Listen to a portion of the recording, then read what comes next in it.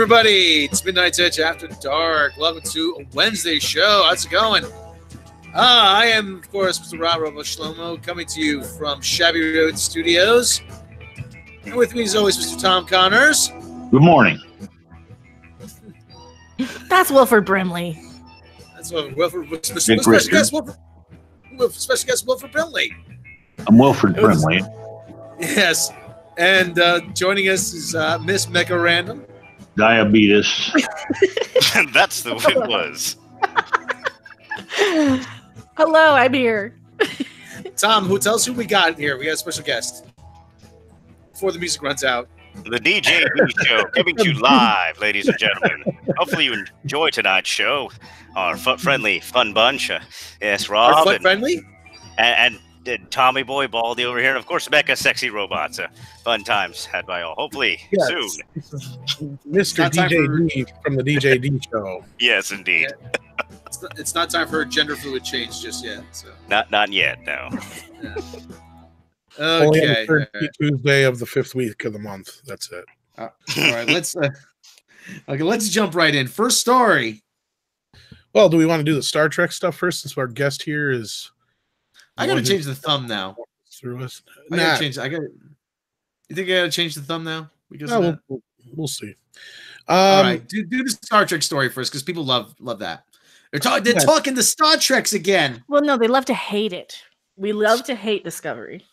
Well, yes. Of course, the big news lately has been, Rob, that the numbers are so amazing. Well, of course, these numbers come from our good friends over at Parrot Analytics. It's the bestest Star Trek ratings ever. Yeah.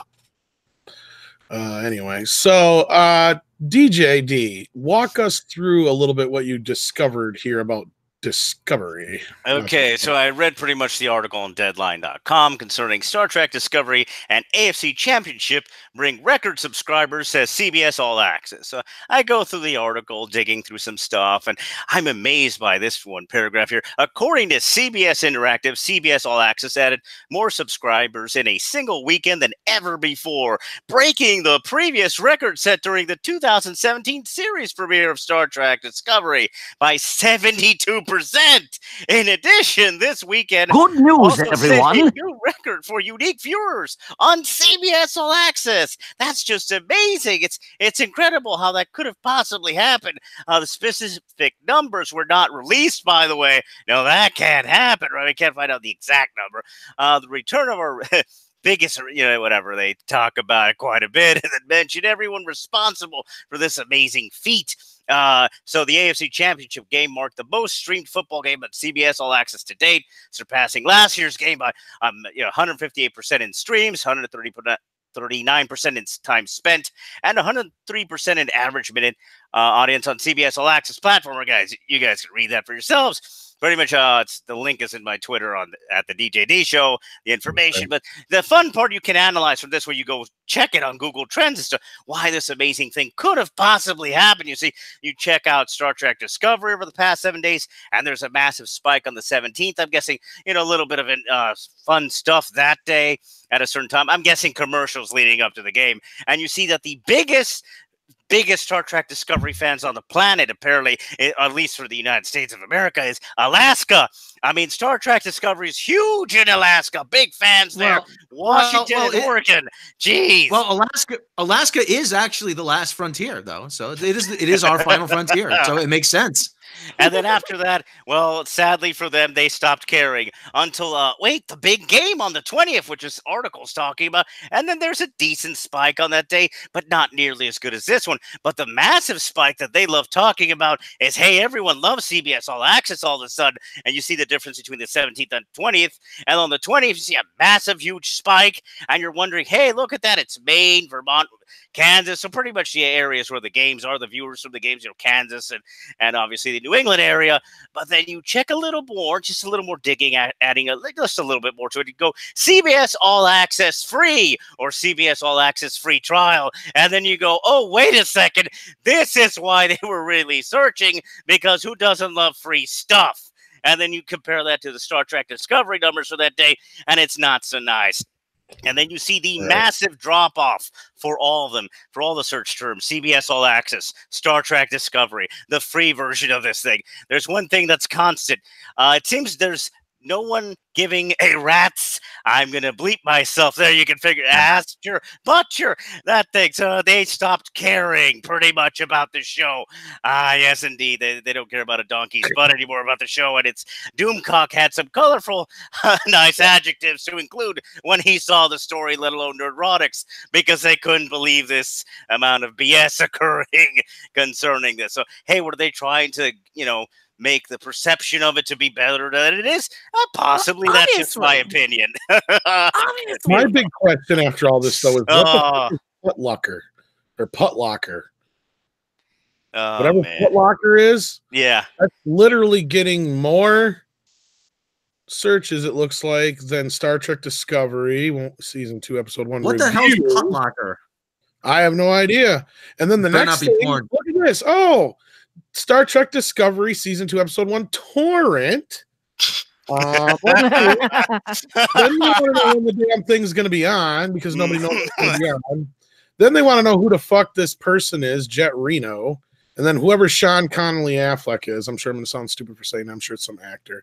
But yeah, more people were looking up Tig Notaro than they were actually Look, Star Trek Destiny literary series. Not even Star Trek Discovery, folks. I bet they're trying to figure out who the crap Tig Notaro is. I bet a lot of people don't even know. Is.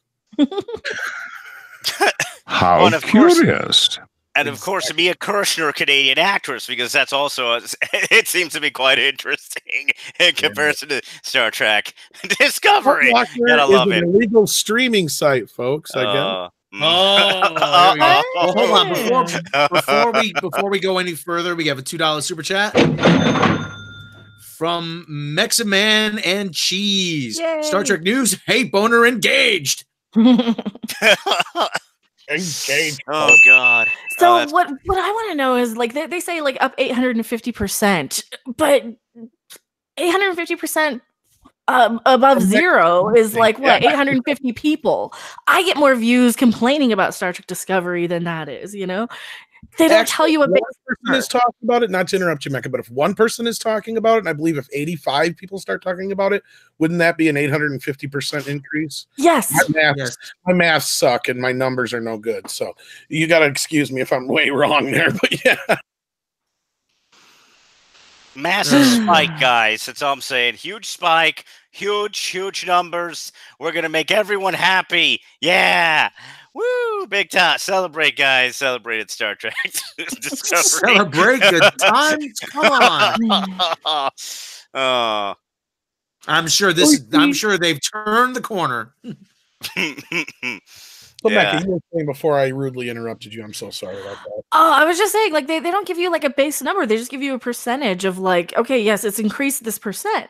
What is the base number though? Like, where did it start? So how much? What is the number here? What is the 850% higher? Because like you guys are saying, if one person talks about it and then 85 people talk about it, that is 850% increase. Like they don't give. They always are like, oh, but if it's failing, how come it's 800% higher?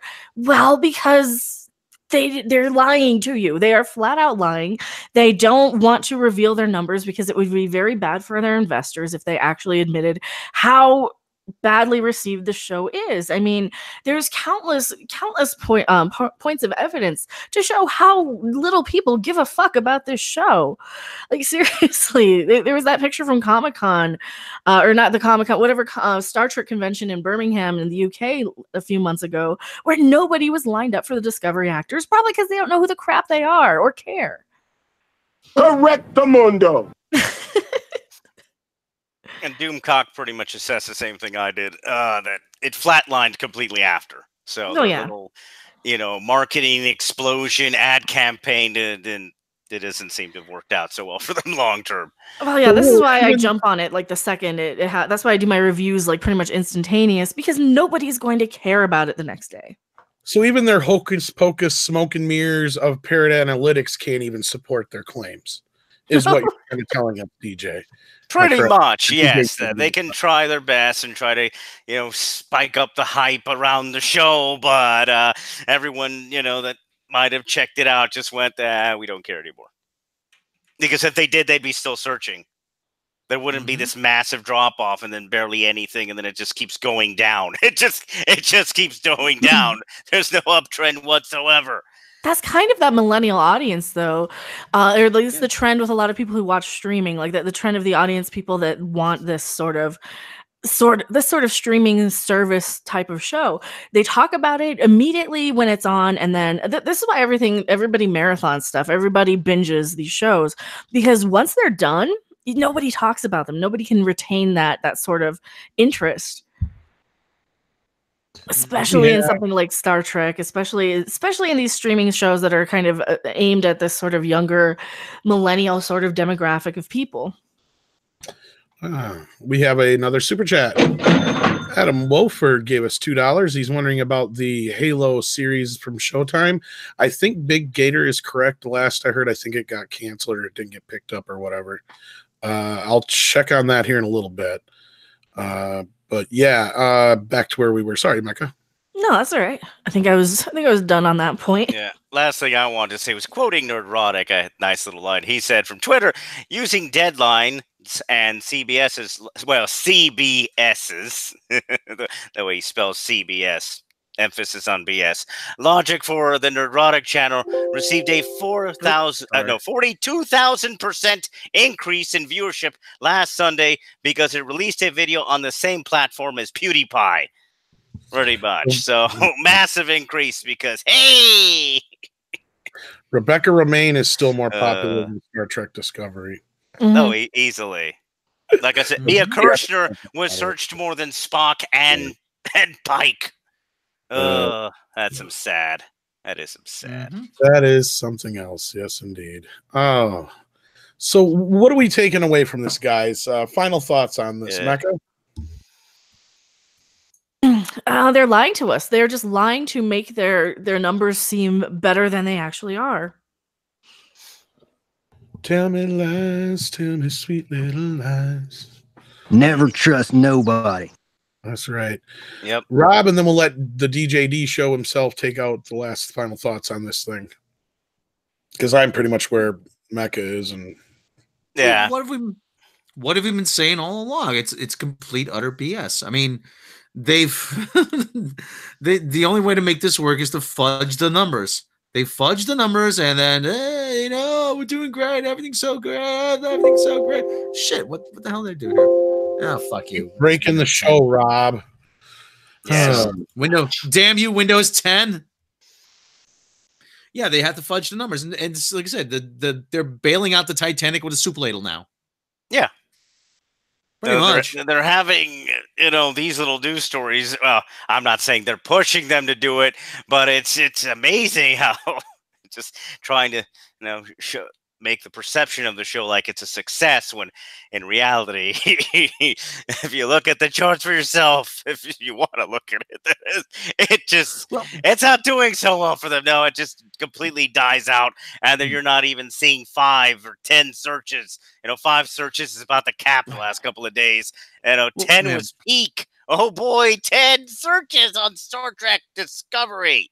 Well, Gary at Nerdrotic was saying that they're going to have to do, if this is going to succeed at all, if Star Trek Discovery is going to succeed at all, if there's any hope for the future of Star Trek, the CBS franchise, they are going to have to do Game of Thrones type numbers. And they're not doing it. Why do you think they're trying to leak this Spock and Mikey Spock are doing it sort of thing? Because they want to be Game of Thrones. That is their business model. That is what they want. That is what they think they have.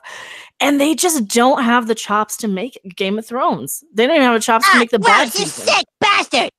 3 votes.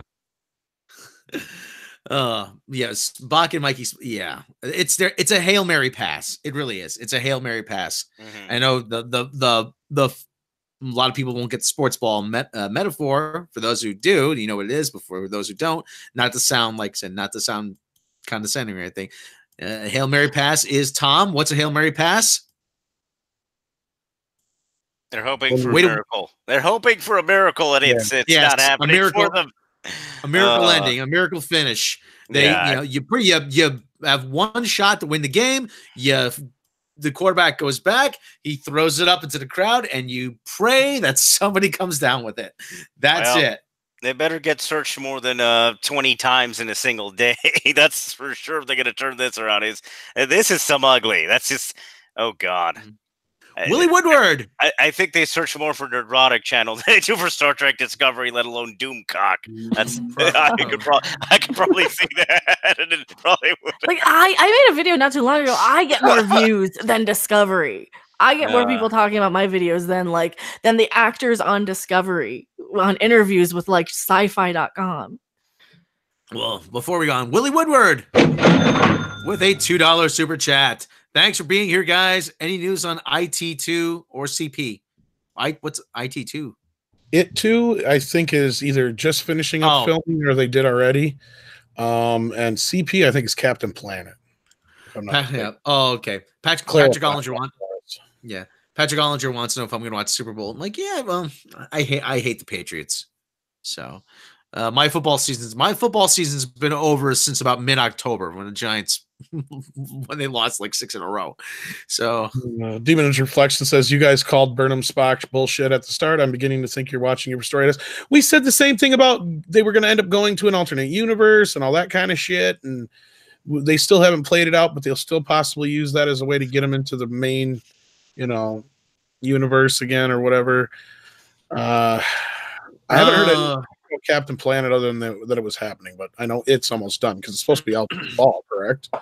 So it's got to be damn near done. Actually, Doomcock does get more search results than Star Trek Discovery. Oh man, that's embarrassing. Wow. Oh God, that's so sad. No wonder they hate us so much. Put the link out there on Twitter. I'll link it now. Holy shit! Do I get more search results? I'll check in a second. God, this is funny. This is funny. I'm not gonna lie. We have breaking news. Breaking news. Well, I did. Do we have a breaking news soundbite? No, I don't think we got one yet.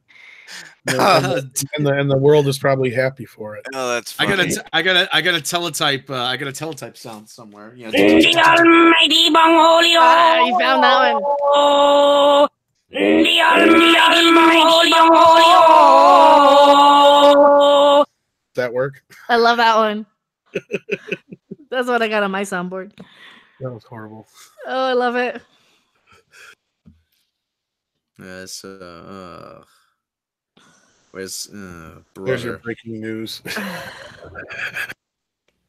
Becca Random 42. No, sorry. Nah, I'm not famous. I mean, I do have more subscribers than Doomcock, by about 2,000. But no, I'm not. I'm not as popular, sadly. Let me try just Becca Random, see if that goes better. Nope. You need to write a top 40 hit song, and then you'll be up there. This is breaking news. Okay. Victor Van Doomcock has more web searches than Star Trek Discovery. What this means, we'll find out. Oh God, that's sad. And they were asking about trailers in the. Chat there, and Eric, we both have a soundboard. I apologize. I do some of it too. It's not all him. My guess is whatever trailers we don't see during the Super Bowl. I have no idea, but chances are a lot of stuff that we're waiting for, we're going to probably see during the Super Bowl, I'd imagine. Because, it too, probably, maybe even Child's Play. We'll have to see. That's where a lot of these companies are going to spend their money, as usual. Yeah. So anyway. Oh boy! Oh, wow, Adam Midnight's Edge has more searches than Star Trek Discovery. Well, to be fair, Midnight's Edge is like more popular, and they're kind of the only ones really reporting on Star Trek Discovery, and at least honestly, not like the fake crap.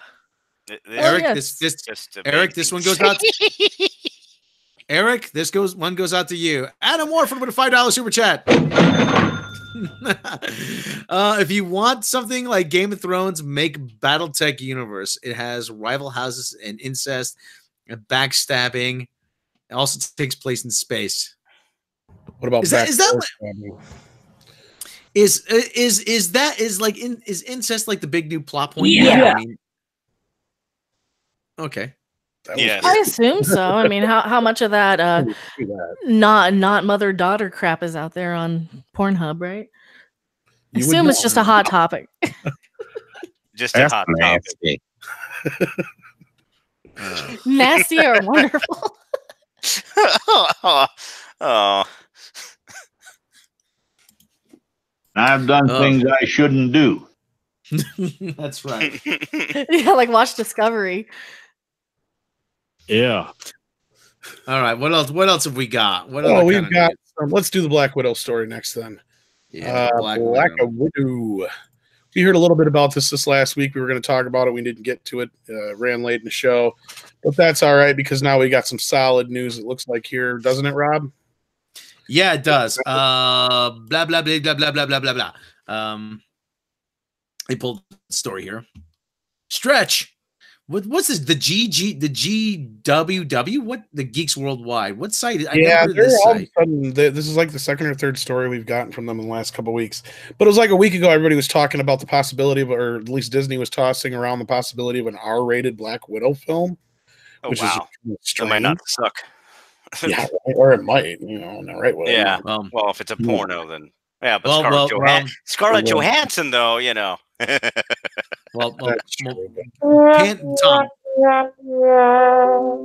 Yes, sir. Tom, pan down a little bit to the other picture of Scarlett Johansson. This is boring. Pan down. Anybody who tells me what that movie's from can get 5 points. There you go. Oh, there you go. Oh, hey. Yeah, that's from Avengers, I believe. We've got Bush. We've got Bush. No, the line that I said. This is boring. It's from Revenge of the Nerds. Yes. From Revenge of the Nerds, the first one, the good one. Well, Yeah, 1 and 2 are good. I like Yeah, I liked one more. Okay. All right. Marvel Studios is hard at work to get their Black Widow solo film into production after the film slate change occurred last year due to James Gunn's being fired off of Guardians of the Galaxy Volume 3. The studio made Black Widow their next top priority. It has been, pardon me, caffeine crash. It has been previously reported that the upcoming spy flick will begin production sometime in February in both Croatia and Miami, Florida. We at Omega Underground have confirmed that production will begin February 28th. Charlie Murphy of that hashtag show. Different Charlie Murphy. Different Charlie. That Charlie Murphy is no longer with us, sadly. Anyway, reported that production will run through March, but couldn't nail down an exact date. Australian director Kate Shortland has been tapped to helm the project, with Scarlett Johansson returning as Natasha Romanoff. So, Scarlett Johansson said, "We better hurry up while I can still fit into this leather onesie." Wow, probably a good idea. Yeah. Then she had a kid a couple years ago, right? I believe so. Mm-hmm. Yeah. So, well, we got one movie down for Phase 4. Another movie down. We got that, Eternals. What else? And probably Nova. There was another one. No.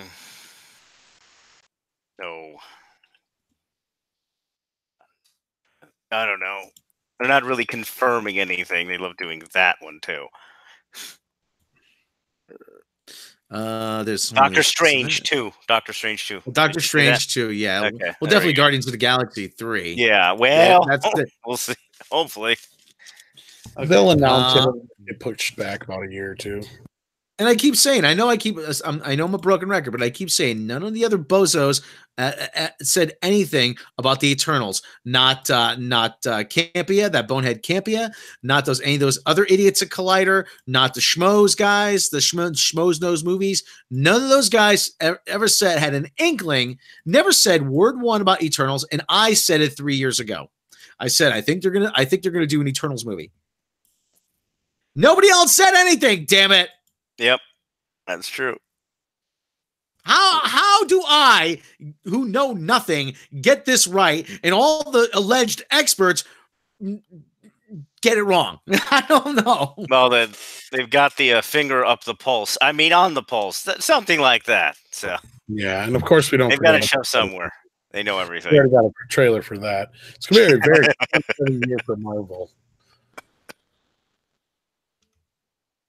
Ugh. I know, like I said, I know I keep saying, but like I said, how do I? Oh well, anyway. Well, it just goes to show you how well that money's being spent. Yeah.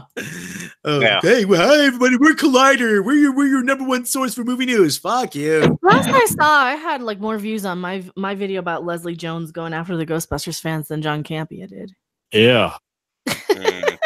Like seriously, I'm nobody. Campea loves it. Did he really love? Not to turn. He just loves it all. He's loving. He's loving life. Hey, doesn't he have a brand new studio? I'm sure that was paid for by nice people. Yeah, I do too. It's because it's a new room in my apartment that I paid. Well, you guys paid for, but you know. Yeah, not to turn this into a Campea bash fest, but I mean, I don't get the appeal. I really don't. I mean, how did he actually? Oh, wait. John Campea he's got to come at John. What is the secret to your success? I just found out I'm retarded. Oh, okay. So okay, that explains things. Oh, okay. Had to do it. See, that's not gonna watch this. I watched Midnight's Edge. I wasn't watching Collider because I could smell shows when I would see it like from a mile away. Mm-hmm. Well, they love reporting the facts. I don't.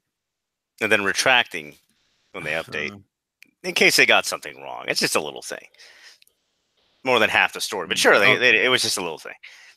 I'm joking. New satire. Covering butts. Oh, jeez. Okay. Well, we got anything else? We got anything else in the news here? What of else course we do. One of my favorite movies is finally getting a sequel, according to the original writer Chris Columbus. Gremlins. Debbie Does Dallas. Yeah. Yes. Debbie Does Dallas. That I'd like a sequel of. Yes. They already made one. Right. Oh yeah, there's probably a half a dozen sequels and 3. Oh, easily. Yeah. Yeah. Anyway, the Gremlins 3 film is one step closer as a script is supposedly finished, and it will be as twisted and dark as anything. Do you remember the 3 rules, Rob? Don't talk about Fight Club. Yeah, don't get them wet. Don't film after midnight, and no fat chicks. This is accurate. Do not fade them, Gail Simone. That's probably a bad idea. I said that. That's my opinion. Come after me, not the nice people of Midnight's Edge. Rebecca Random. Oh, fuck Gail Simone. Bring it, Gail Simone. Bring it. Gail Simone. Why do I not recognize that name? Well, she hasn't really been doing too many interesting things lately. That might be the issue. Why? Yeah. Well, the bright side of this, and that would be the third one that nobody remembered, was keeping them out of the light because it kills them. Yeah. Oh, Lord, Gail Simone. Okay. Last it was being talked about, it was going to be a reboot. So tell us what's going on here, Rob. What's Chris Columbus saying? Chris Columbus, of course, wrote the original film that was directed by Joe Dante back in 1984. Became a huge success. Opened on the same day as Ghostbusters, ironically. One of the films responsible for the PG-13 rating. Quite a few years later, I believe it was 91, the sequel came out. I love it. It's a great movie, but it didn't get very well at the box office. It's a great parody of the first film. Something different. Okay. Exciting. Well, so anyway, let's hear about Gremlins 3. Okay, Chris Columbus tells Slash Film he's finished the script for Gremlins 3 and indicates we'll be looking at even grittier Gremlins this time. Columbus says he's proud of what he's got, and it's as twisted and dark as anything, so we'll see. I hate the whole we'll see. I hate that. I don't know why. Be confident. You're the guy who wrote it, damn it. Even more encouraging, Columbus says he wanted to go back to the really twisted sensibility of the first movie. which, let's face it, is part of why the original 1984 hit was so much fun. Columbus says fans of the creepy, slimy, transformed gremlin puppets and cute little gizmo as well shouldn't worry about CGI being used to clean things up. Gremlins 3 will, without a doubt, have minimal CGI, he says. CGI isn't all bad, says Columbus. It will enable us to remove wires and make the puppeteers' lives a little easier. It was brutal. It was like a marathon every night for those guys. Currently, the third movie is under development with Warner Brothers. Fingers crossed that it goes into production soon. Okay. So, okay. So Gremlins 3. Actually, I read stories. Go ahead. Was that? Actually, I read stories about the production. Phoebe Cates said she was scared shitless on set of Gremlins 3 because even when they yelled cut, those things were still throwing plates and stuff. You know, the puppeteers were assholes. And not only that, they would set shit up to where they wouldn't know where they were going to be. Like the scene where just before, I'm trying to remember now, and I should because I've seen. Oh yeah, just before they run into the bank. There's the one that pops out of the car. She didn't know that was going to happen. So that is a legitimate scream, and she slammed the trunk or the hood down on the puppeteer's fucking hand. Oh wow! It's in the movie. Yeah, that's gotta hurt just a little. It didn't feel too hot, but at least he had the gremlin to cushion the blow, I guess. But and then basically the way they filmed the movies, they did all the human stuff first, basically, and then they did a bunch of the gizmo shit with Zach Galligan. And then they did all the gremlin stuff, which most of that required Phoebe Cates. So she was stuck in this tavern for weeks with a bunch of underneath the set. That thing is tiny. You ever seen pictures? Oh God, that's horrifying. Anything. They didn't give them new beer. They didn't give them new food. So by the second or third or fourth day, it was starting to smell pretty rank in there, I guess, too, on top of it.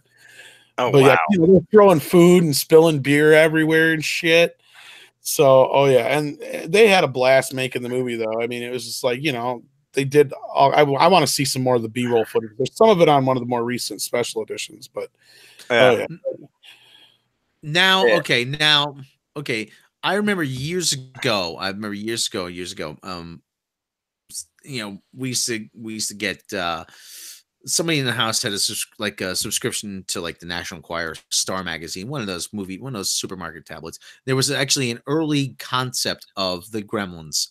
I think it wasn't used, where they had smaller heads, and they had wings. Is there any truth to that, or? I'm not 100% sure because I've seen early storyboards and they've always pretty much looked the same. And if I remember right from the original script I read, which is very different from the movie we got, the description is pretty similar. It describes them as reptilian with bat wings, about 3 feet tall, green skin, yellow eyes kind of thing, if I remember right. Unless somebody else has read it, but I read it years ago. It's so different than the movie we got. It was like a straight up horror movie. Like they eat the dog after midnight to turn into gremlins. Oh, nice. Well, there is no Gizmo. A certain TV show with that was eaten. Was it second season of Stranger Things? Yeah, and then when Billy comes home, who's actually like a 13-year-old boy in the original script, his mom's head gets tossed down the stairs. Oh damn! Now that would have been gore. That's harsh. That would have been straight up gore if they would have done that. I would have paid money to see that. They blow up an airport, but there was still this air. Because I remember they blow up an airport. Yeah, are they Gremlins or Al Qaeda? What's going on? They were bad, and then it goes on and. What was I going to say now? It still has the same humor kind of to it because I'm pretty sure that the Santa Claus story is still in there from Phoebe Cates. And also there's a funny story because they have the ongoing thing with the newscaster, which Joe Dante cleverly used the same newscaster as he did in The Howling in the movie itself. But there was a news story in the script where they talk about the Gremlins took over McDonald's. They didn't touch the hamburgers, but they ate the people. Nice. Oh, wow. This would have been an interesting film. I don't know if it makes much money, but it would have been memorable. Yeah, That kind yeah. of sounds like almost along the lines of something like Dead Alive or something, where it's kind of still hilarious, but just a straight up gory horror movie. And then if anybody's seen Critters 2, the ending is a lot like Critters 2 because they trap them in a warehouse because they find out they don't like to be separated because they get one trapped, so they all keep following them, so they lead them to a warehouse to trap them in and blow them up, but they forget about the one that they kept all that time, so then that's where it ends up is they forgot to have the one still in the car at the end of the movie. So yeah, but otherwise it was way different than the movie we got. Yes. Aren't they making more Critter stuff? Yes, we're working on a TV show, but I don't know how that's going because now Sci-Fi bought the rights to do a sequel or a reboot, so I have no idea. So yeah, Adam Wolford just found out the Halo series does look like it's starting in 2020. I think they said earlier Showtime did pick it up. So nice. Anybody who's wondering about that, there you go. Well, that's going to have some cleavage in it then. Just a little bit, possibly. Showtime is a little more risque sometimes. At least I hope so. Well, and then that's the other thing, if I remember right. In the original script, it's funny you brought that up, Matthew Goddard. I always wondered if Gizmo was created to sell toys. I mean, he predated Furby. If I remember right, the original script, Gizmo wasn't a real creature. He was an artificially made creature made in China. Like he was like a toy creature. Like that would have sucked. And it wasn't called Gizmo. Stripe was basically what he was. He was a mean little bastard, and Billy didn't like him from the start. Oh, yeah, that definitely would not have made as much money had they done that one. No, so then everybody wanted the toys after because it was nice. Yeah. The movie we got was Stripe too, though. I want all of them. Stripe was badass. Yeah. Yeah. The whole movie we got was basically because Steven Spielberg bought it and turned it into what it was. You know, he pulled it back, tamed it down. You know, gave it the sensibility. Said you got to have a good guy that stays through the whole movie. And then they ended up making him look just like his dog to kind of, you know, get him to like the character. But little did they know that he was going to go, oh, but don't have him turn into a gremlin halfway through. Have him stay through the whole movie. So then they're like, fuck. Because they got this little puppet. Now they got to drag around through the whole fucking last half of the movie. So that's where the book bag came in. That book bag is full of all of the mechanics running Gizmo. That's what that's all about. Really? Yes. Yeah. Because they didn't know what the fuck to do. They didn't have a gremlin with them in the other one. At the last minute, Spielberg's like, let's, because he still turned into a gremlin halfway through, even though he was a good one. Because it was like the other ones forced him or whatever in the other script still. And then because they're like, we got to get rid of them because then they don't want to deal with the little mogwais because they were tiny. You know, they actually had to make these big heads so they could do like close-up shots because they couldn't get the little mechanisms in their face and stuff. You know, they're only like not even 2 feet tall or whatever. They're not even a foot tall. I saw that. I remember I saw Ghostbusters and Gremlins on the same night. When you could do it easier. Did the theater switching? Theater switching, yeah. Yeah. Fun time. What did you pay for though? Of course. We totally paid for all the films we've watched. Oh, I totally paid for. Yeah, we totally paid. Long enough. Who cares, Rob? Which one did you pay for? I said. Oh, well, Ghostbusters actually. Initially. Oh, that's kind of ironic because Ghostbusters New York was one of the few places that was outpacing Gremlins. Or Gremlins was outpacing Ghostbusters. I mean, the other way around was in New York because New York supposedly was still all pissed off about the filming of Ghostbusters shutting down most of the city for half a year. That was one of the few places where Gremlins was tracking higher than Ghostbusters. Ironically, there's so many movies shot around New York. I mean, you'll hear it on the traffic updates of Best to Avoid 59th Street. They're shooting a movie. So I mean, you know, you hear that all the time. But they bring that up on the making of Gremlins, how that was one of the few places that it was tracking better than Ghostbusters, because otherwise I think Ghostbusters still squeaked ahead with the win, but barely for the weekend. But yeah, Gremlins 2 did not do well. I don't know what the fuck happened. I don't think it was even necessarily bad timing, because there wasn't really a lot of competition that summer, I don't think. It was revealing the Doomsday Tape. It was really over the top, but maybe it was I don't know. I don't think it was the sexy female gremlin. I don't think it was that one that did Maybe it was 2 years too late. That's probable. It could have been 2 years too late, but I just don't get it because there was nothing else really in the summer that really competed with it. Because Warner had the other big hit that year, which I believe wasn't that the year Batman Returns came out?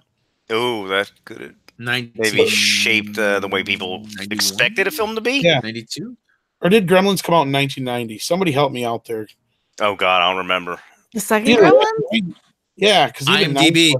89 or 90 is my guess. It's 90 or 91. It's definitely 90 or 91. Because I remember seeing it in the theater.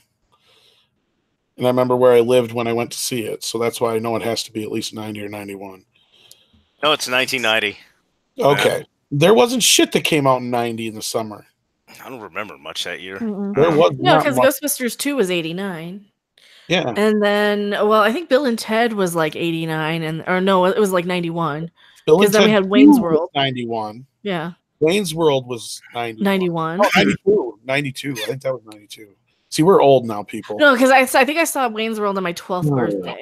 I remember, TMNT so that was did come out 91. in 1990, but that Maybe came my out third. earlier in the year. So by the time Okay. this came around, it would have been Okay, out. here were the big movies of the summer of 1990. Okay, Back to the Future 2, Back to the Future 3. I'm sorry, released May 25th. That might have been That's a right. little bit, took a little bit away from it. Yeah. Total Recall, June 1st. Dick Tracy, June 15th. Oh, 2, there you go. Gremlins 2, The New Batch, Yeah. June 15th. The Adventures of Milo and Otis, June 15th. RoboCop 2, June 22nd. Oh. Die Hard 2, Die Harder, and Ghost. Okay, Yeah. well, Ghost and Die Hard 2 were the big ones that summer then. Yeah. Well, that also Dick Tracy was everywhere. Do you guys remember like did. being a Yes. kid and that was just everywhere? had a I It saw lot of that. memories. Yeah, I saw that movie. It wasn't not very good. No, but it was like the second coming. You know, it was all over all the toys, commercials, cereals. I mean, Happy Meals, probably Burger That King was toys, Disney, whatever it though. was. That was Disney trying to bank in on Batman, and I don't think the movie made any money, actually. I think No, flopped. it felt like it didn't do too well. I mean, it wasn't hard to They get any of the ripped merchandise. fuck out of it, though. Mecca's right. It was everywhere that summer. You're Oh right. yeah. Dick Tracy was supposed to be released the previous summer, but who was it? Disney? It was a Disney movie, right? I believe so Oh, because it was yeah, definitely all Touchstone, over. It whatever. was all over Disney. Touchstone Disney, yes. The merchandise was everywhere. Well, Touchstone Disney did not want. They felt they could not have two comic book style characters in movie theaters at the same time, so they actually held it. They actually held off production for 6 months while Batman finished its run. So, and oh, for God's sake, there's a reason why there's that joke in It did Animaniacs. okay. It did 100 in the U.S. on a $47 million budget, but they spent a shitload on the advertising. Oh yeah. Yeah. What I was about to say though, there's a reason why there's a joke in Animaniacs. You know, you can teach an old dog new tricks, but you can't teach Madonna how to act. And it was number 9 for the year. Home Alone was number 1, but that didn't come out till Christmas. Ghost was number 2. I was right about that. I remember that. And Dances with Wolves, that was another one that didn't come out till Christmas. When did Pretty Woman come out? Was that the summer? That was a Was- big not one sure. here. I believe it was hot. March. So that Yeah. was the same time as Ninja Turtles. Those two movies dominated the spring anyway. Mm-hmm. And yeah, so then Total Recall did pretty well though, but not as good as I thought. It did all right though. Worldwide, of course, made a buttload of money. So, but yeah, so I don't understand what happened to Gremlins 2 that year, but yeah, it's way down the list here. Wasn't nearly as good as the first movie. Oh, That it is too. to me. Actually, in some ways, I'll say I it's like even Gremlins better. 2. Yeah, I really like Gremlins 2. It Well, was fun. yeah. I think that's a public perception though. Well, I think here's the thing, Rob. After all these years, it's a movie. You go ahead and type in Gremlins 2 on YouTube. You'll see a buttload of reviews that say it's an overlooked, underrated sequel. Because here it is, that's the fuck down here at 31. Yeah, it should have made more money. I definitely enjoyed it, but it was one of those that repeat viewing might have hurt it. I think It people lost were. money. Yeah. It lost a lot of money because they don't have the budget here, but I know it was a big budget movie and it only made $41 million. Let's put it this way. Oh, the budget's on the Problem Wikipedia. Problem Child made more money than it. Right, Well, according that to was a the good movie too. according to the Wikipedia, Gremlins 2, the new batch, the budget was $50 million, and then box office was 41.5. I think it was more than that. I think Dante said it was more than that because I think they went back. Oh and yeah, yeah. If you add in everything else, yeah, it would be higher. But Mark I'm just Segan- saying what they said. Yeah. Go ahead and take that, Rob, when you got a second there. Yes, Mark C. $5 super chat. Thank you very much. August 24th, 1990, Sam Raimi's Darkman was released. I kind of like Darkman.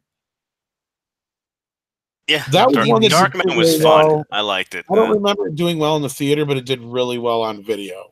Yes. That led to a sequel. And it was on TV all the time. Oh yeah, that was not hard to catch on TV.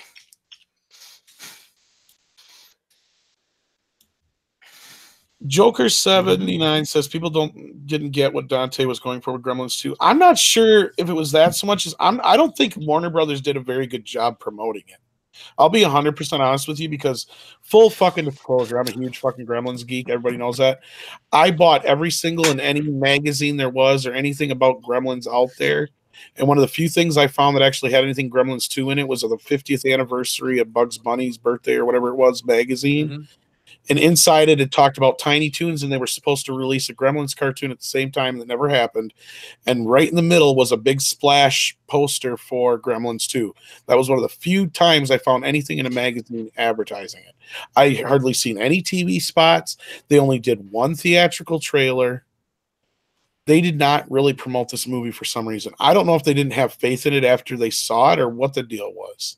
But this was supposed to be one of their big summer movies. I know that. Well, it wasn't a particularly crowded summer either. That's what I'm I saying. know. And I went to see it, and it wasn't a full theater, but everybody who saw it seemed to enjoy it. And I have yet to meet one person who didn't like it, who at least hadn't seen it. If they didn't remember it, that's why, because I haven't seen it since it came out. And they're like, I don't know if I can't remember if it was that good or not. You know? Yeah. C. Kruger. I definitely liked it, that's for sure. $2 super chat. Macaulay Culkin on Video Game Nerd, Red Letter Media. Oh, okay. That was a good episode. I love Yes. it. Oh yeah. No, he's been funny lately, that's for sure. But Yeah, It's had a resurgence. Was this so when I watched Gremlins 2 gaming, Jace Machine Gaming. So when I watched Gremlins 2 in a theater when I was 13, didn't like it as a child. I just didn't get it. Okay. I Eric was 10 when it came out, and I got it. It took me a little bit, but I also had the cards. I had the novel, so I already knew what I was getting into when I got into the movie. Maybe that's why. I liked it, but I think by then I was watching so many B movies anyway and horror movies and yeah, I always liked it. I don't remember it being that bad. So yeah, it sounds like they're going back more to the more serious tone for this one. Hopefully not too serious, because the original film isn't even that serious, which started off the whole conversation. You know, No, they almost play like B movies in some ways, you know? Professor Geek actually did a rewatch of the original Gremlins. Actually, one of the things I love is about Gremlins is Rockin' Ricky, the DJ. yes. Yes, Rockin' Ricky is. Let me see. He's played by a guy named Ricky Rialto. Rockin' Ricky Rialto. Yeah, he's been in other Joe Dante movies and shit. Yeah, he's played by a guy named Don Steele. Now that he's also turned up as a DJ character in a couple other movies. He was in Rock and Roll High School. Oh yeah, that's right. Yeah, Screamin' Steve, and he was actually in a movie called Grand Theft Auto with Ron Howard, playing Squirrel, a helicopter DJ. Yeah. Look at that son of a bitch drive! Yes, that guy's actually been in quite a few movies as the same type of character. So yeah. Let's see. Gremlins was such a really weird original movie. It was basically a Frank Capra movie meets The Body Snatchers. It was not anything like we've ever seen before. Probably the closest thing before that would have been The Howling, which would have been a Joe Dante movie, and that's probably why they got him for this.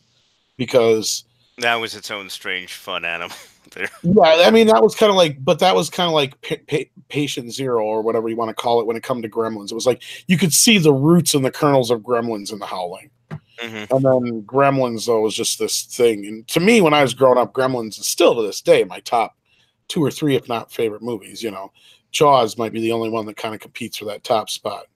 You know, but my list is kind of fluid depending on my moods, because Empire used to be my favorite, but now that I've just about hated everything that has to do with Star Wars, it's like I can almost care less anymore. But anyway, that's a different. Yes, understandable.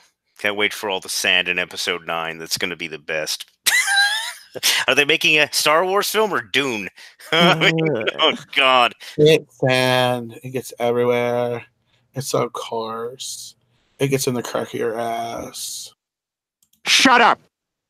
I hate being a Jedi.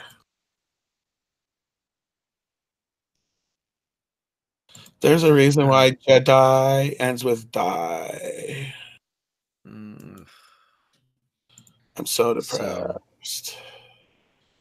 Yeah, because that's what's interesting to watch. Emo, depressed people on screen whining and bitching, I right? fucking hated emo Anakin. Oh my god. Yeah.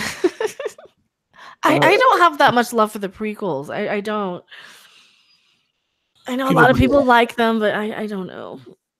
I fall asleep every time I watch them. They have moments. I fell asleep in the theater during Episode 1, like the second or third time. Oh yeah, the second watching definitely had to sleep, and I was wondering what happened. Years later, yeah, definitely. Fell asleep during the pod race. Fell asleep during the pod race. Woke up in time for the lightsaber duel. I'm like, all right, I'm cool. Yeah, that's what I needed to see. It just felt like there was filler in the film. So they have have moments. They have moments, but they have the prequels have moments, but they're not. On the whole, they're not good movies. But moments a good movie not make. Exactly, Yoda. Correctamundo. Yes, Mace Window. He is my brother from a non-green mother. That's right. He is my brother from a non-green mother. Yes, he is. So anyway, what any more news? Oh shit! Let's see. Damn it! I can't get back to the. I gotta fix that. There's a couple of $5 super chat. Whereabouts? When you finally make a movie, when will they finally make Dan Ramos? When will they finally make the movie we've been waiting for? Captain Planet versus Planet Uranus. Who would direct it? Sorry. Here, have some money. If there's a real character named Private Uranus that's not a porno, I want to know. Quentin Tarantino would direct it. I'm sure there is. Because why Directed not? Directed by Randy West. starring Sharon Kane.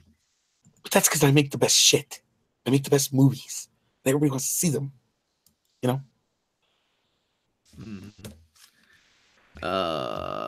So anyway. I love Tarantino, don't get me wrong. But he is so full of himself.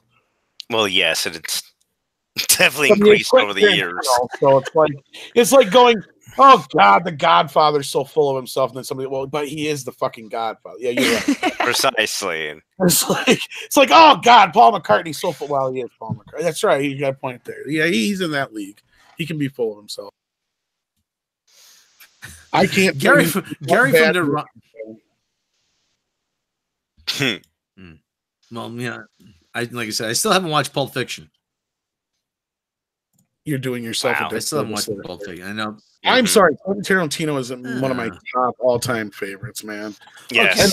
You know what? One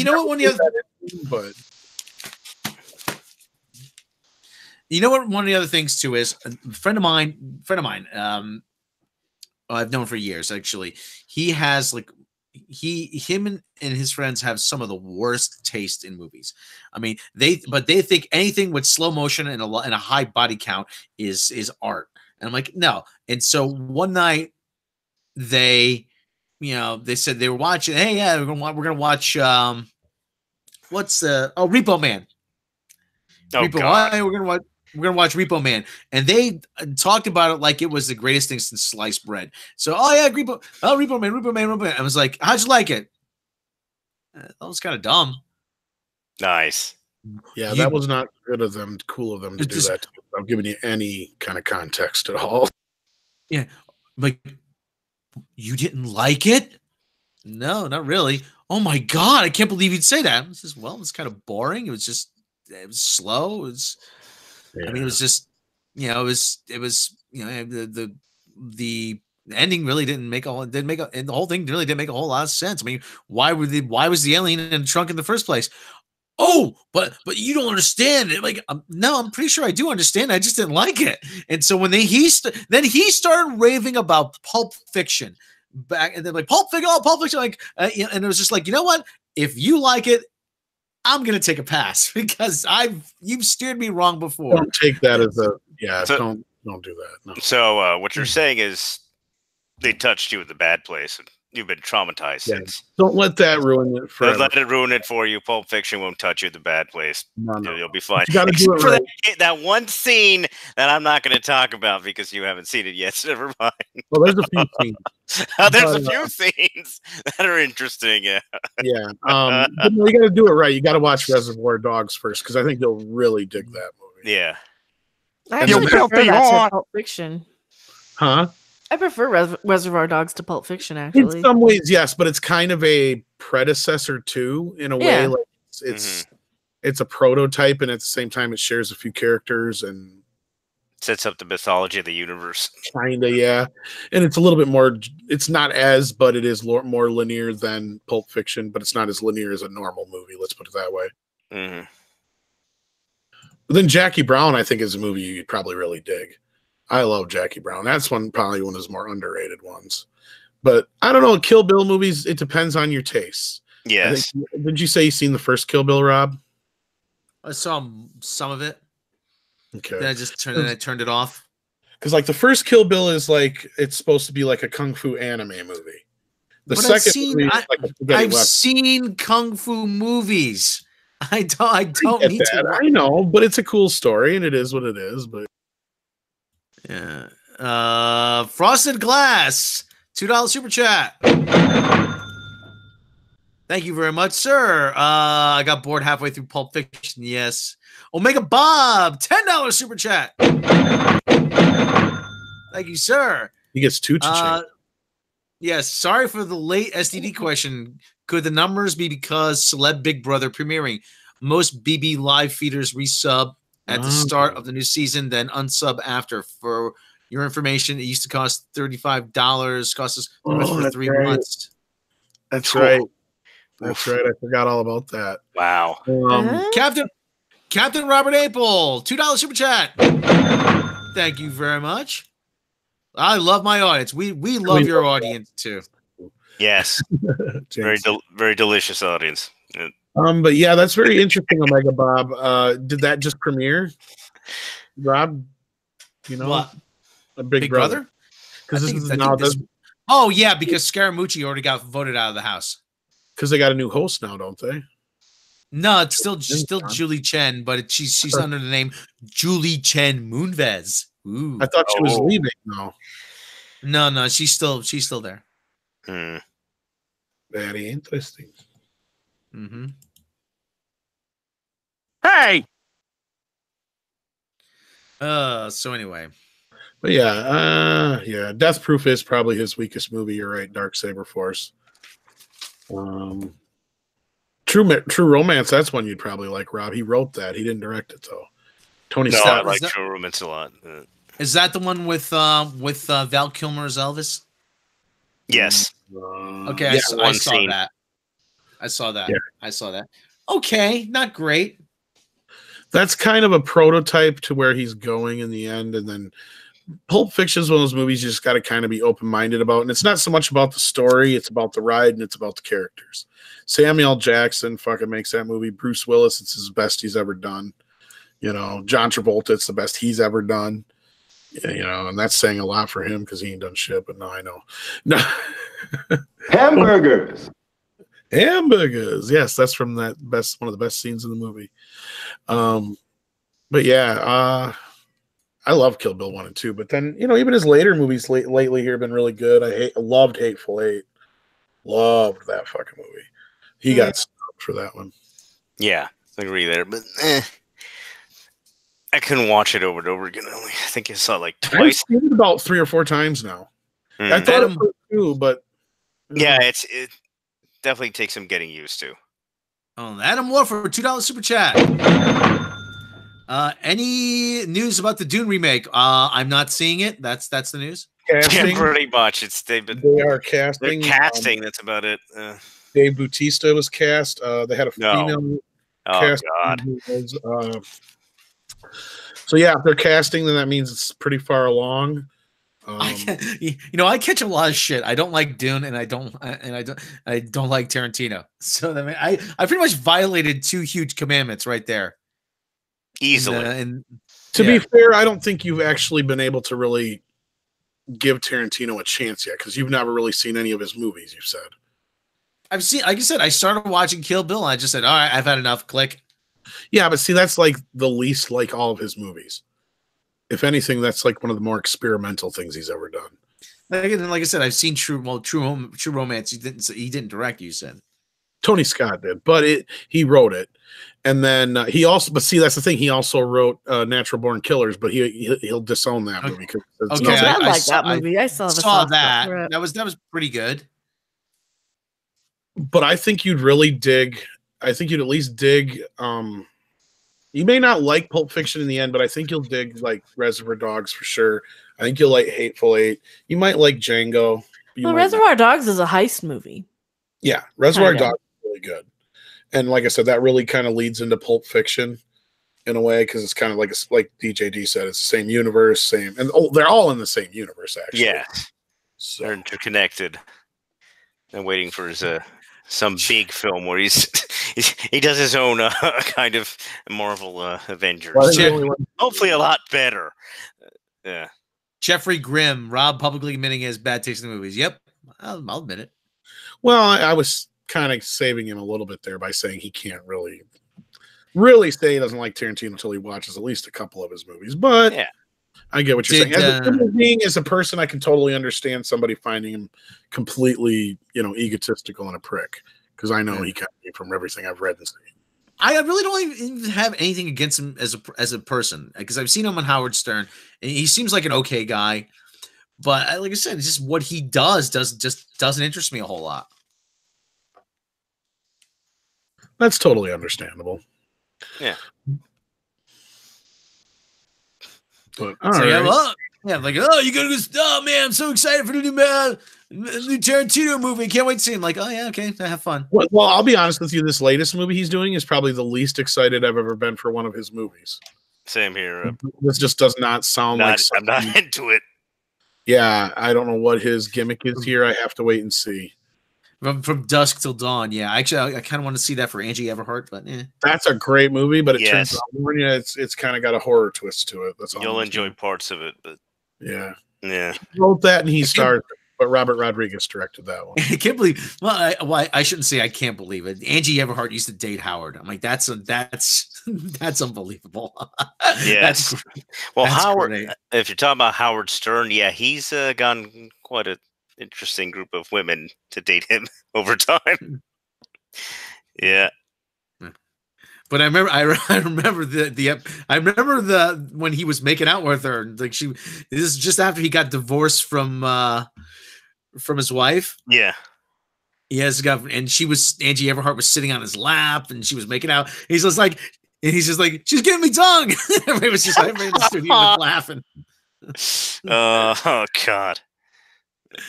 Yeah, it was so funny because he was like totally unprepared for it. He was just like, he's just like, I can't believe this. I'm like, yeah, I'm watching. I can't believe it. You're living it and you can't believe it. It's like, how they get so lucky? Yay. And she's like, I don't want to go yet, Howard. You don't? No, I don't. And he's like, why not? She's sitting on his lap. I'm like, oh God, that's great radio right there. That's great radio. Angie Everhart isn't in From Dusk Till Dawn. She's in the vampire movie with Dennis Miller. I thought it was From Dusk Till Dawn. Dusk Till Dawn is with Selma Hayek, isn't it? Selma Hayek's in that. Yeah, exactly. Dusk Till Dawn. Okay. Very much so. Very much so. Yes, you'll enjoy certain parts of that film. Yes, you will. Yes. I don't have my Quagmire sound up. Damn it. DJD. So they still use those pictures from her in that film. Now that I think about it, when mentioning her, yeah, that's right. Yeah. That's all I'm gonna say. So, the only movie that's probably anyway, close to that where she's in it and doing that same kind of stuff is Jay and Silent Bob. And she played the stripper Angel. Yes. Mm-hmm. She was cute in that. Oh, she's good now. Just about anything she's in. Just about. She's made some bad choices to be in some bad movies, but she's usually in giggity. All right. We got any more news? I think that's about it, unless somebody can remember anything else. Because I think we were rolling a little over an hour now, aren't we? Yeah, we are. Well, there was a bit of breaking news on Deadline, but it's About concerning what? layoff. All right, I'll say it again. Concerning layoffs at BuzzFeed. I'm going to guess certain things didn't go well for them this week. Oh, that's nothing with us. So, all right, yeah, that's political news. Yeah, BuzzFeed didn't go well for them now. We're not going to get into that. Anyhow, all right. That's another podcast. Yeah, that's a whole exactly. That's a whole different. That's why I said you guys check it out yourselves. Oh, they're talking about the Tales from the Crypt movies in the chat. It'd be nice to see another one. I missed that. Yeah. Mm-hmm. Oh, there was one movie that got made not too long ago, or a couple of years after, that was supposed to. Oh, The Frighteners. The Frighteners was supposed to be the third Tales from the Crypt movie. Really? Yeah. The Frighteners is yes, Jackson. That's why it's produced by Robert Zemeckis. Yep, that's why it's produced by Robert Zemeckis. That's why it's a Universal movie and all that shit. But I guess they took the Tales from the Crypt shit off it at the last minute. I can't remember exact reason why, but that was supposed to be At one point, I wanted to make. If you look at Frighteners, there's certain sounds that are in that film that if you go look at Lord of the Rings. Yes, they definitely use some of those elements from the Frighteners film in the Lord of the Rings films. If you think about it, especially with those very evil undead horses. Hey, Lord of the Rings was progressive. Remember the Witch King? No man shall kill me, and it turned out it was Miranda Otto. Hey, so for all those people who say Lord of the Rings, patriot, I'm like, I got your progressive. Wait, what about that? Could you lick my balls? There you go. That's what I think of that, Jack. Yes, Scott Fretwell. Yeah, I read that book actually. I read all 1,400 pages of Lord of the Rings. Yes. Yes. Yes. It's so sad. I can count the books that I've read. I'm like, I'm maybe 10 fingers. It's just ouch. God. It was never been. There's Audible now, so yeah, you're young. It was Marvel Comics. It was like I don't have the attention span. I don't have the attention span. Somebody said to me, "Oh, you should read Kurt Vonnegut." I'm like, no, why not? No, don't. Yeah, you might get a little bored there. So I went to Barnes and Noble. I picked one off the shelf and I got through 10 pages. And I put it back on a shelf, and they said to me, "Oh, did you read Kurt Vonnegut?" I said, "No." He goes, "Oh, but you got to give it a chance." I said, "I gave it 10 pages. What more do you want?" And it's just like, and I was actually talking to some girl, and she said to me, "You should read Catch 22." I said, "Who wrote that? Catch 22? Anybody idea? Any have an idea?" Oh gosh! Anyway, I remember trivia. From anyway, she said you should read Catch 22, and I said I should, but I'm not going to. And she's like, oh well, what about Kurt Vonnegut? And I said, hey, you mean the guy from the Rodney Dangerfield? Yeah, I said, hey, the guy from the Rodney Dangerfield movie. She goes, what? And the guy, this girl I was talking to, she was like a real academic. I mean, she had she was like Yale graduate school. She's like, what are you talking? Yeah. So she's like, what are you talking about? I said, he was in Back to School with Rodney Dangerfield. And she's like, he's got to write a paper on Kurt Vonnegut. And he's like, I tried, don't understand the word. There's a knock at the door. Hi, I'm Kurt Vonnegut. I'm looking for Thornton Mellon. And then he's telling him off at the end. And another thing, Vonnegut, I'll stop a payment on a check. Fuck me. Hey, you read lips? Fuck you. And she's like, you're insane. I said, it's in the movie. Go watch it. You don't know shit about Kurt Vonnegut. Another thing, Vonnegut. Yeah. It's one movie I never wanted to end. Oh God. I'm so disappointed college didn't turn out that way. Yes. I really am. God. I didn't know you wanted to contribute to the discussion, Mr. Helper. But let me ask you a question. Yeah, remember that thing about 30 years ago, that Korean conflict where we failed to achieve victory? Yeah, you remember that, don't you? Let me ask you something. Why didn't we cross the 38th parallel and push those rice eaters back to the Great Wall of China? Why didn't we do this? Why? Say it! Say it! Yeah, Sam Kinison was golden, man. He was so badass. All right, I'll say it. Because Truman was too much of a pussy. Went to let MacArthur go in and kick those coming bastards. Good answer. Good answer. Like the way you think. I'm gonna be watching you. Sam was the best. Sam, I hope you saw him in concert once, man. He was amazing. Yes, I saw him too. February 1991.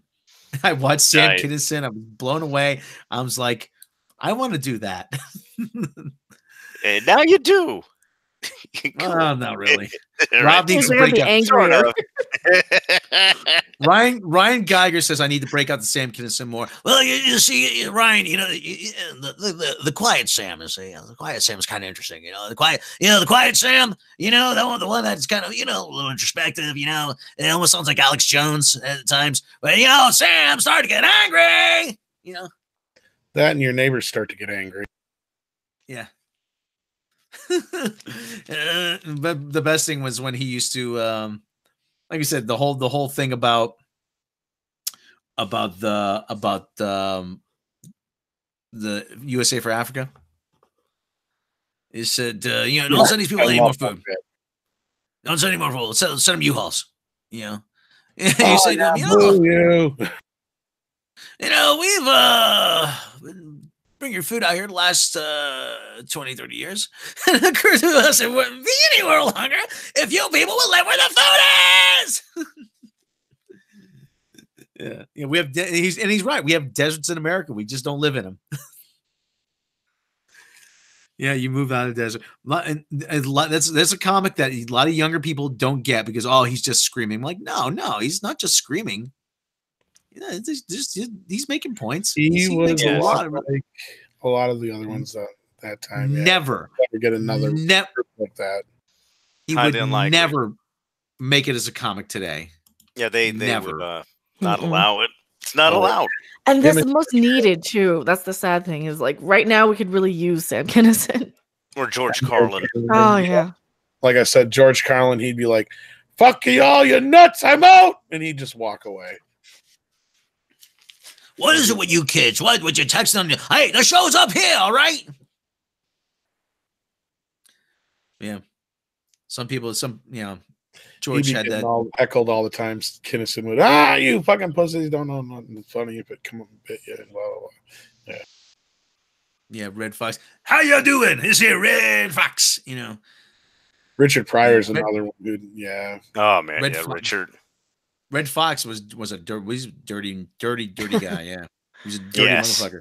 But he was so good. They were all so good though. Like that's what we don't have. We can't have comedy anymore. Yeah. It's all just down to this basic fart and shit jokes and dick jokes. The moment Eddie Murphy had to fucking apologize. Mm. Yeah, I'm still pissed at that bullshit.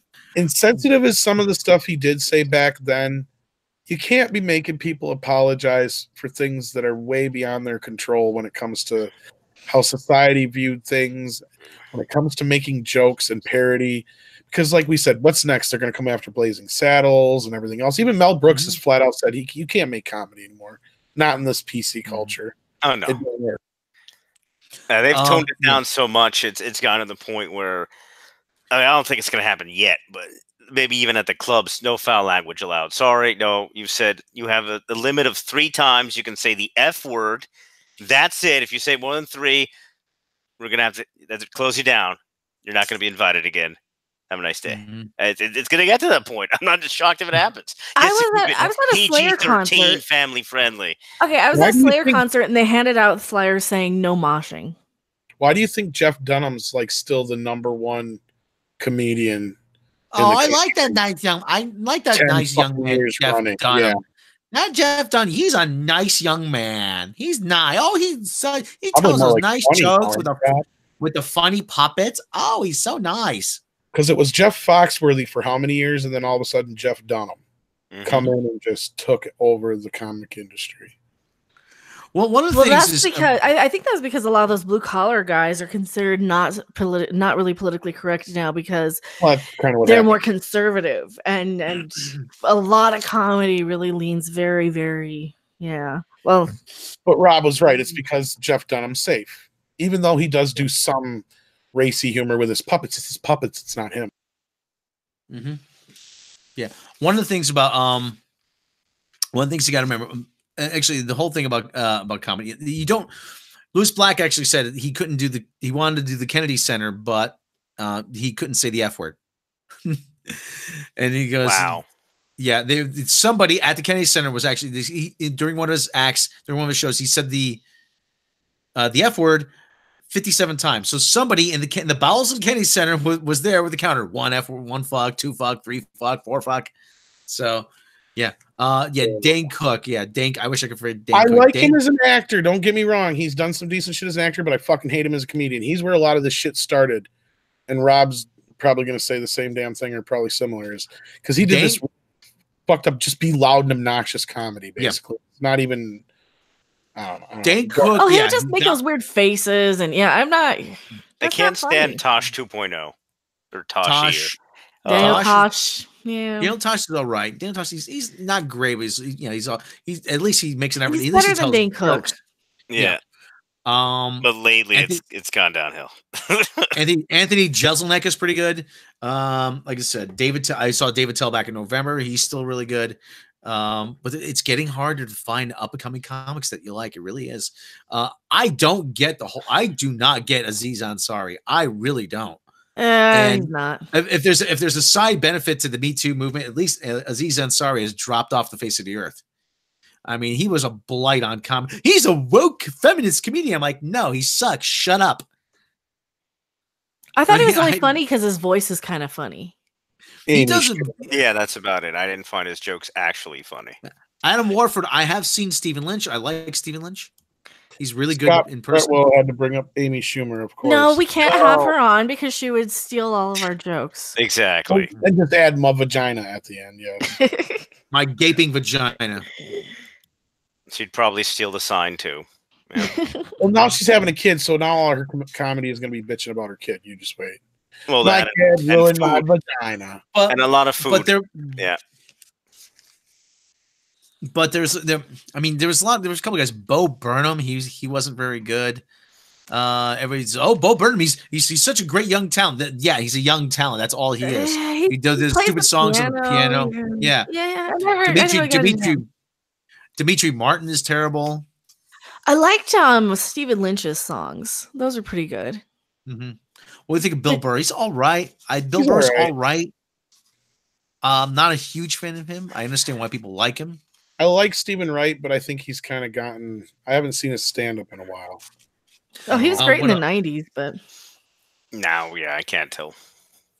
He did the Emoji Movie, for fuck's sake. Yeah. Mm-hmm. Well, see, a lot of these older comedians, though, I haven't listened to them in forever. So yeah, I haven't heard Stephen Wright. There you go, Rob. He's one of the best parts of fucking Reservoir Dogs because he plays the DJ. Oh yeah, he plays the DJ. Yeah, yeah, he's great music. Pablo Francisco was really good. Pablo Francisco is really good. I liked him. It's too bad I haven't seen more of him either. So that's too bad. Pablo Francisco is really good. Who else? What new comedians? Very few new comedians I like. They're just not. I don't get to see. Yeah.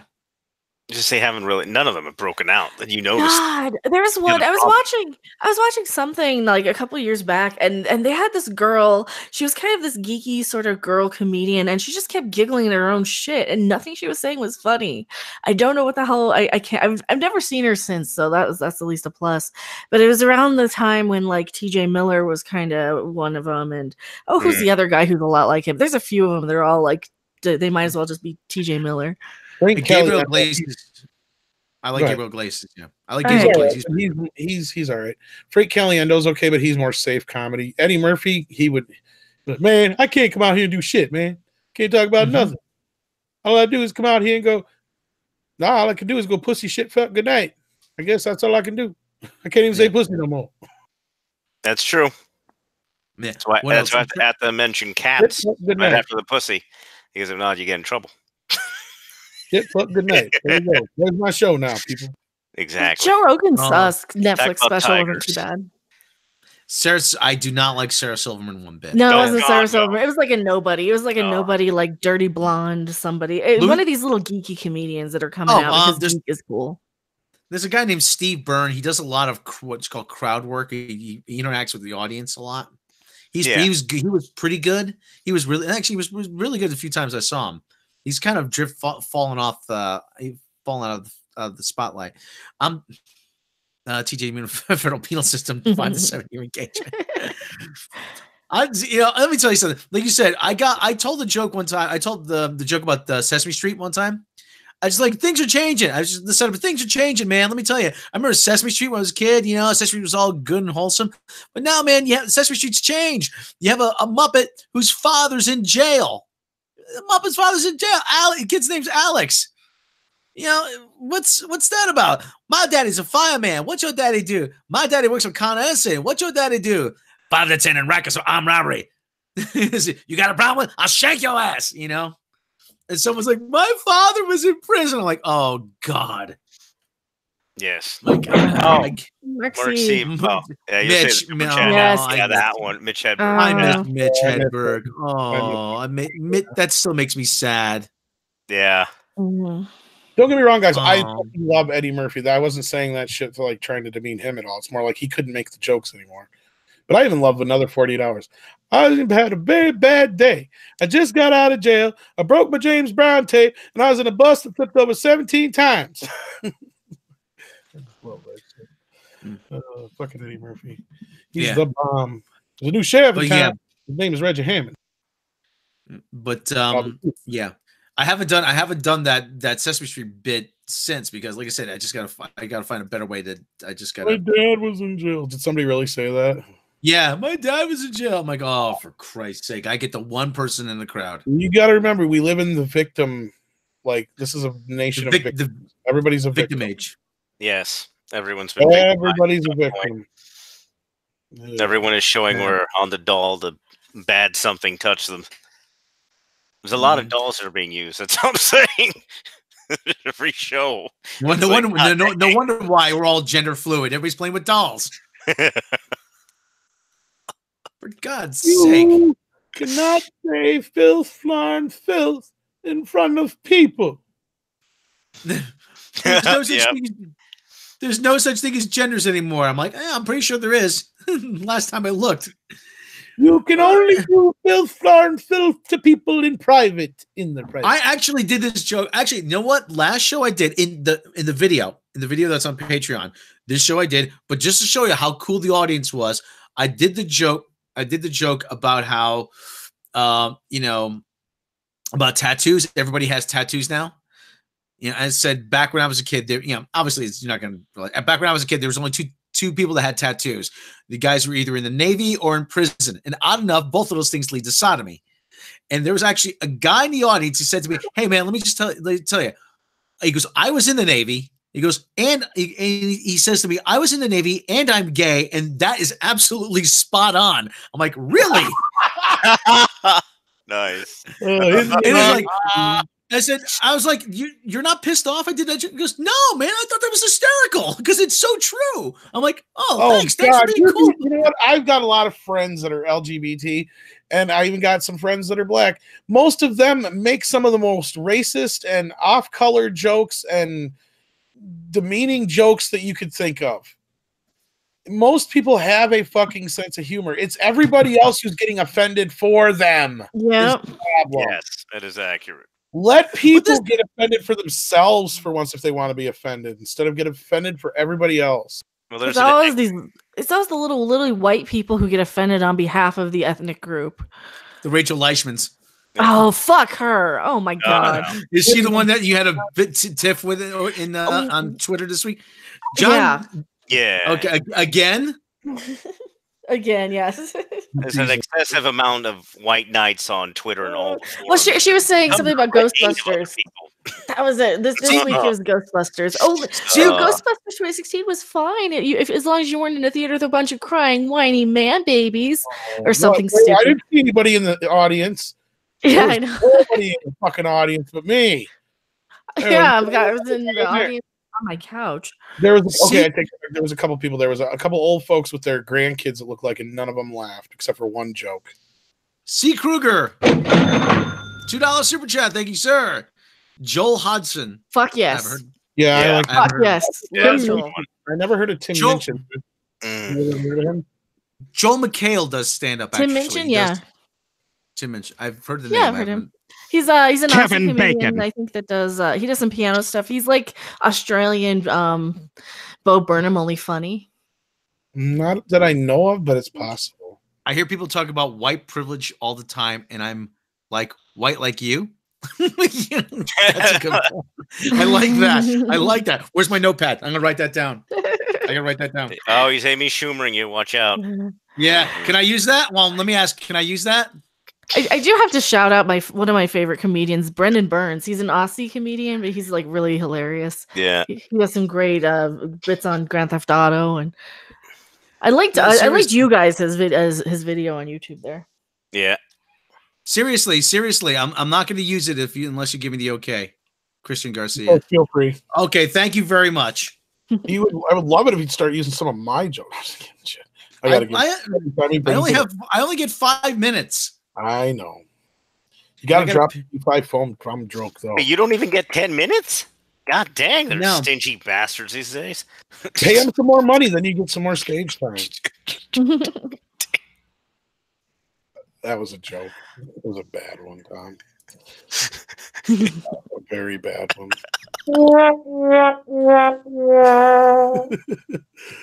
I'm giving you shit, Rob. I know. He's crying now. I'm still writing it down. Yeah, he's busy writing it down. Well, I think George Lopez is funny. I think George Lopez is committed funny. to the Pado comedy. There we go. Thank you very much, sir. I think George Lopez is one of the most unfunniest comedians there is. But okay. Some people ask me what do you do about what about your someone JJ Abrams complained about the number of white people winning awards. The dude is white. Ryan Johnson did, yeah. God dang Ryan Johnson. Hey, he Ryan hasn't Johnson blocked me is yet. white. Alex Kurtzman is white. If they hate white people, they should go away. You know, maybe they should just like put their head in a bucket of water and take a deep breath or something. And when we go to the dark place, other people are like, "Oh God, I'm staying in my safe space." This is why I'm the heartbeat.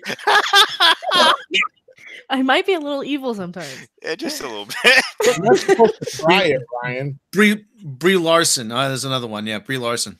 Oh God, I've been shredding her for months. All blonde-haired white women are the ones that talk about diversity the most. You ever notice that? Yep. Yes. I've done things I shouldn't do. I just want to say, look, somebody asked me though, well, how do you write? Somebody actually asked me for advice. I'm like, what are you asking me for advice about writing comedy for? Go ask somebody. Ask somebody who knows something. Oh, but I saw you on stage. I thought you were funny. I'm like, okay, what do you want to know? Oh, how do you write jokes? I was like, yeah, Chappelle. I love Chappelle. How do you write jokes? And I was like, okay, well, just talk about your life. He goes, what happened? What happened today? Well, a friend of mine told me about they were walking their dog, something happened. Okay, well, your friend was walking your dog, you were walking your dog. Okay, that's, I said, you just pull bits and pieces from wherever, and it's like, well, what else happened? Well, I got a flat tire. Okay, talk about that. Did anybody help you? No, talk about that. I'm like, it's just, and I tell people about how the best jokes are the ones that you can relate to. Yes. That's always the best. That's always the best material. The stuff you can relate to. And okay, and where's Tim Augustin or Tim on Flip? You want me to rant about Trevor Noah? That's the reason why Trevor Noah is not fucking funny, because all his jokes are very specific, and they're only specific to him. He talks about going to Australia. I'm like, what the fuck do I talk about? What the fuck do I know about Australia? I had such a hard time on that space cruise. It was the best show ever. Yeah. Can girls in space. It's F you and your rich bastard friends. What the hell? Yeah. He talks about Africa. When Richard Pryor talked about Africa, he brought it down. He says I'll see the president of the bank, and he looks like Joe Frazier. He brings it back. But Trevor Noah. He talks about Africa. He talks about growing up in all this stuff is like, South Africa. And I'm like, why am I supposed to think this is funny? Like, why am I supposed, well, maybe you should learn about South Africa. I'm like, well, maybe he should start by writing a funny joke. Ever think of that? So what about somebody like Harlan Williams? I love Harlan Williams. And Harlan's pretty good, yeah. Some of the most ridiculous out there. I would never think of what he talks about in his stand-up. And it just kind of floors me because it's just so funny and ridiculous. And I he has experienced a lot. She's been all over the bloody place. He tours a lot. Well, one of the other things too about can't relate Trevor Noah sucks donkey dong. Yeah. And the other thing too is said about how about when jokes are too specific. Listen, growing up where I grew up, there's a lot of stuff. I mean, if I go to Chicago, I can't talk about this one burger place in my town. Oh, geez, how about that Lou's Lunch? Oh, man, I can't get a table around there. I'm like, everybody's like, what the fuck's he talking about? Lou's Lunch? What are you talking about? I'm like, so I'm going to tailor jokes specifically for every place I go. I'm like, no, your jokes have to be universal. Yeah. And the people would tell me, oh, well, when Chris Rock goes overseas, he adjusts acts. I'm like, no, he doesn't. He did that one stand-up special where it's exactly the same material for 3 nights in Brooklyn, in Johannesburg, and in London. Yeah. You talk about the onions at Joe's hot dog stand and how they're terrible, but the mustard's amazing. Then they'll have something similar in the different cities, and there you go. That's it. Yes, you can take that one. Yeah. I mean, there was Lewis Black. When I saw Lewis Black, he actually said, I went to, John Panette was really good. Yeah, I just like John Panette. Lewis Black, when I saw him here, he said, you know what, I went to Yale University here. Let me tell you, when I was here about 30 years ago, the place was a shithole. He's just like, everybody kind of laughed because I'm like, yeah, they're right. Yeah. Yeah. He goes, let me tell you, it's yeah. And then, David Tell, when he first started, he goes, well, when I first started coming here, place is a lot different. Now it's like a hurricane in reverse. Jeez, you guys have built this place up. And people laugh like, yeah, he was right. Yeah. Well, you could do some specific things to an area, but you can't make that the whole act. Yeah. Listen to me. Like I know what I'm talking about. Jeez. This man's an expert over here. Great. And no, he's actually funny, slightly amusing sometimes. Other times, yeah. Other times, yeah. Other times, yeah. Actually, you know what? You want to see something about the death of comedy? You watch. There was an episode of Duckman with a character named Iggy Catalpa. Oh God, yeah. You seen that? Yes, I've seen Duckman way back when a lot. Oh yeah. So a person of indeterminate gesture walks into an establishment, and it's just all this really lame material. I'm like, that's where we're going. A person of indeterminate gender. You do not want to anger Rob Holio. No, they want to make everything bland. They want to make it's just as bland as humanly possible, so it's safe, so they can sell T-shirts after the show, and nobody white gets bread. Yeah, you might make it white bread, and and Lipton iced tea or whatever, you know. Yeah. Just No rye bread allowed or anything kosher. Ginger, that's going too ginger far. ale, you know. Oh God, like like Ned Flanders, you know, just some bread and some water for dipping. Just but there was yeah. But like I said, we're so afraid of offending anybody. We can't communicate anymore. Yeah. Yeah, it's gotten Who to was that point. or Well, worse look at that than Gillette ad. What was that Gillette ad where they had the guy stopping the other guy from going and hitting on a woman? Like, no, how are you supposed to talk to each other?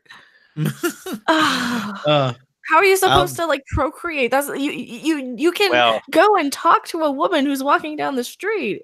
I'm sure they'll the internet's for now. Yeah.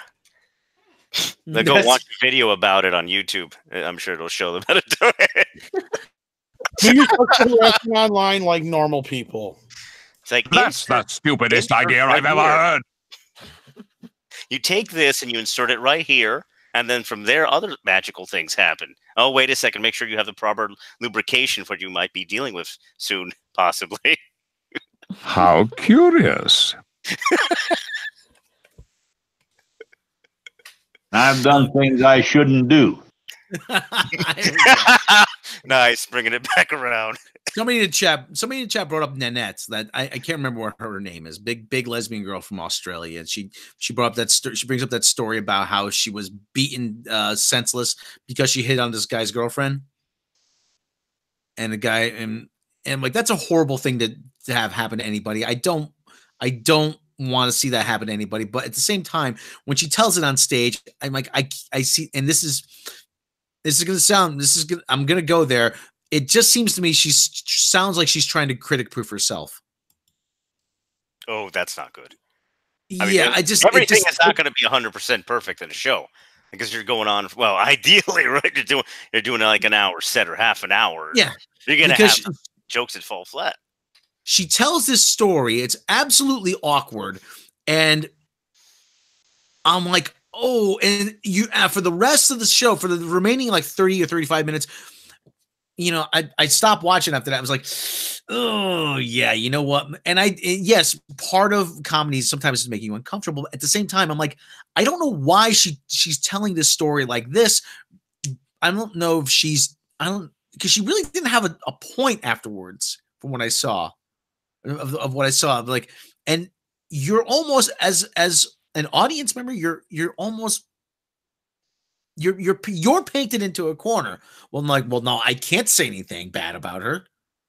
I'm like, you know, or otherwise I'm going to otherwise I'm going to be insensitive. You know what I mean? It was a weird kind of thing. And, you know, it was a weird kind of thing. I'm like, yeah, you know, it's like I said, I feel it's terrible that happened to her, but at the same time, you're putting this on the audience, and now you're going to be known as the lesbian comic who was beaten up. And I was scared. That's true. Okay, well, I think we've covered enough ground, dude. What do you sense much fear in you, young one. Much fear, indeed. And yes, and Scott Fretwell is Alex Kurtzman here, and God, Alex Kurtzman. So anyway, all right, what do you say, Wilford Brimley? Is it time to wrap up? Yeah. Yeah. Ethan Van Sciver with his yes.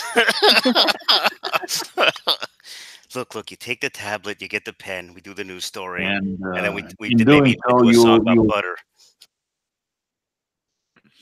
Okay, all right. Well, anyway, if you like what we do, thanks for your time. Yeah, we spent a lot of time. We spent a lot of time talking about comedians and shit, so that's good. If you like what we do, you like the channel, click subscribe, click like. Head over to the main channel, click subscribe, click like over there. And Mecca, tell them about your channel. I am Mecca Random 42. I am about 15 subs away from 17,000. So if you haven't subscribed to me, please do. Please subscribe. And I complain about Ghostbusters 2016, Star Trek Discovery, and all the things. I'm Krispy Kreme McDonald's.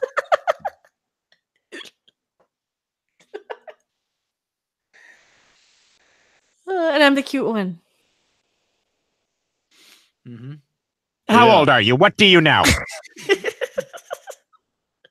Oh, enough not to fall for that line. DJD, tell them about you. Well, pretty much I do a new satire show pretty much Monday through Friday on my channel, the DJD show, which you can, if there's a link somewhere, go click on that, or, just search the DJD show, find it, and it's pretty much that. I just make fun of the news. I also make fun of gaming. I roast people every Tuesday. I make fun of Ethan Van Sciver for about an hour, and other comics books people like Gail Simone, and it's a varied show. So each day it's a different topic. I'm making fun of somebody connected to it.